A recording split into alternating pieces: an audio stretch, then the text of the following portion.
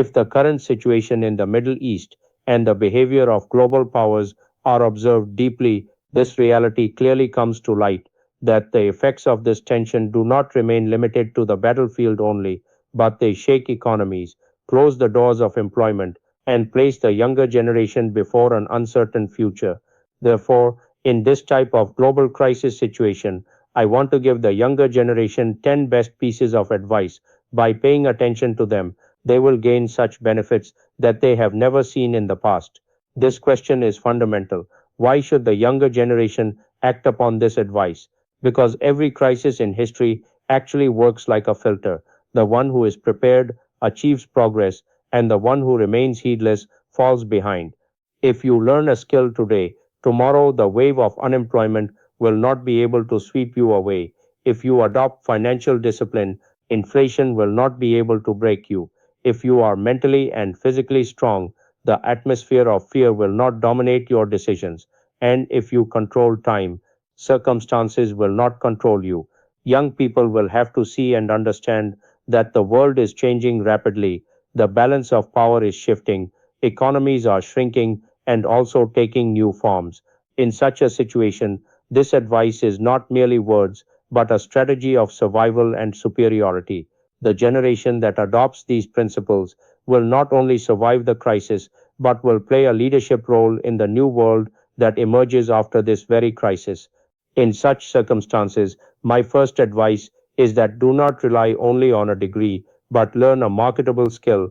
For example, when tension increases in the region, foreign investment decreases, and local jobs are affected. But a young person who has learned graphic design or programming can obtain work from the global freelance market, even if there is an economic crisis in his country.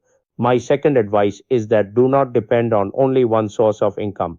In the real world, we saw that when global oil prices fluctuated, many companies reduced employees. If a young person has part time online work or a small business, he can remain protected from the shock of sudden unemployment.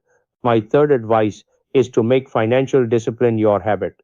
Suppose a young person saves 20% of his income every month and prepares an emergency fund equal to 6 months of expenses. Then, even if the company closes, he will not face immediate pressure.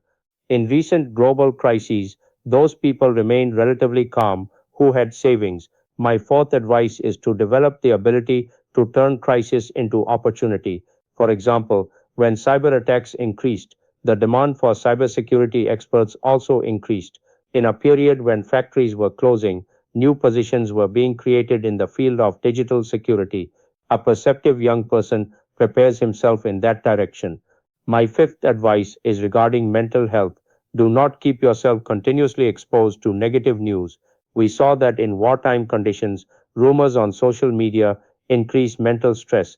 A young person who made 1 hour of daily exercise and reading his routine remained more balanced and confident compared to his friends. My sixth advice is that do not ignore physical health. For example, a student who stays awake all night and lives an unorganized life becomes a victim of fatigue and illness after a few years, whereas another young person who prioritizes regular sleep and a balanced nutrition performs better even in difficult conditions. My seventh advice is to work on your intellectual and moral development. As a real example, when a young person studied global politics and economics, he began to analyze situations instead of being influenced by rumors. This intellectual maturity saves him from emotional reactions. My eighth advice is to subject time to planning. A young person who makes a daily schedule and maintains balance between learning, work, and rest achieves remarkable progress after 1 year, whereas time spent without planning leaves only regret. My ninth advice is to keep your priorities clear. For example, if a young person wastes hours in every political debate but does not focus on his skill, he falls behind, whereas the person who spends 2 hours daily learning a new skill becomes financially stable within a few years. My tenth and final advice is to adopt a long term vision. The current crisis may be temporary, but your life is long. We saw that after past global conflicts, new economies and new leaderships emerged.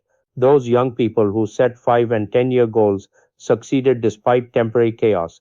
Today, if news of attacks on Iran, global tension, and economic destruction is spread in the atmosphere, remember that the age of 20 is not for living in fear, but for making yourself strong.